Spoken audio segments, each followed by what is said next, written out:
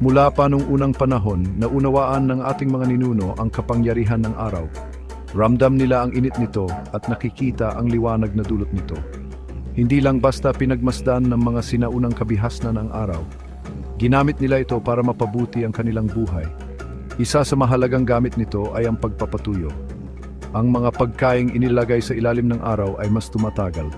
Ang simpleng gawain na ito ay nakatulong sa mga tao upang mabuhay. Pinatutuyo rin ng init ng araw ang mga materyales tulad ng mga ladrilyong putik.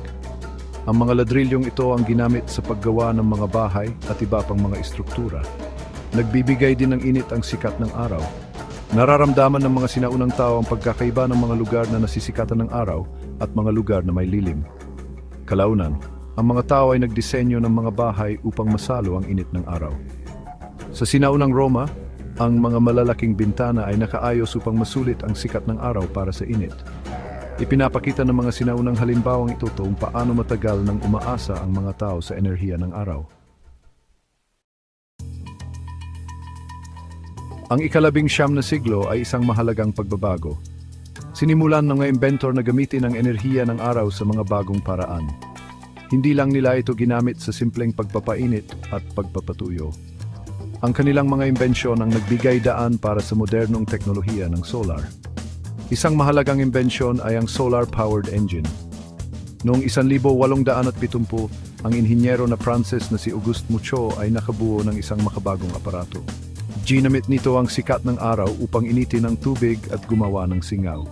Ang singaw na ito ang nagpapagana sa isang makina. Ipinakita pa ni Mucho ang kanyang makina sa pamamagitan ng pagpapatakbo ng isang printing press gamit lamang ang solar power. Isa pang mahalagang pagtuklas ay ang photoelectric effect. Noong 1887, napansin ni Heinrich Hertz na kayang tanggalin ng liwanag ang mga electron sa metal. Napakahalaga ng pagtuklas na ito. Ito ang naging pundasyon para sa mga solar panel at ang paggawa ng kuryente mula sa sikat ng araw. Ang mga pagunlad na ito noong ika-19 na siglo ang siyang nagpasimula ng isang bagong panahon para sa solar energy. Nasaksihan ng ika-20 siglo ang kahangahangang pagunlad sa teknolohiya ng solar.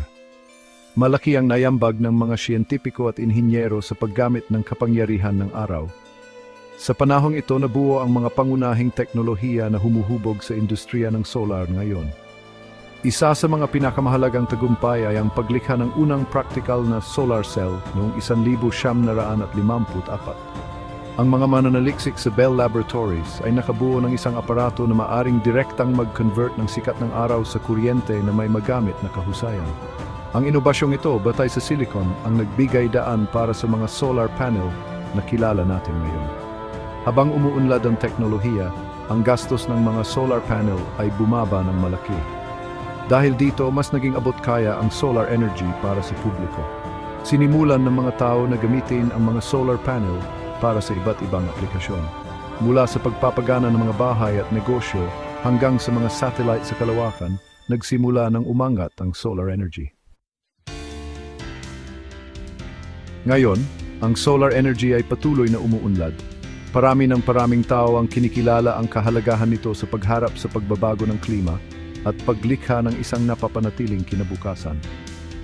Malaki ang pamumuhunan ng mga pamahalaan at negosyo sa mga proyekto ng solar energy.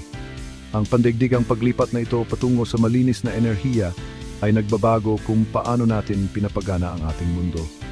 Karaniwan na ngayon ang malalaking solar farm na bumubuo ng malinis na kuryente para sa buong komunidad. Ang mga solar panel sa bubong ay nagiging patok na nagbibigay daan sa mga individual na makagawa ng sarili nilang kuryente. Ang solar energy ay gumaganap din ng mahalagang papel sa mga umuunlad na bansa na nagbibigay ng kuryente sa mga liblib na lugar. Ang kinabukasan ng solar energy ay napakaliwanag. Habang patuloy na umuunlad ang teknolohiya, maaari nating asahan ang mas mahusay at mas abot-kayang mga solar panel. Ang mga inobasyon sa pag-iimbak ng enerhiya ay higit na magpapahusay sa kahusayan at pagiging posible ng solar power. Ang solar energy ay may potensyal na baguhin ang ating mundo na lumilikha ng isang mas malinis at mas napapanatiling kinabukasan para sa mga susunod na henerasyon.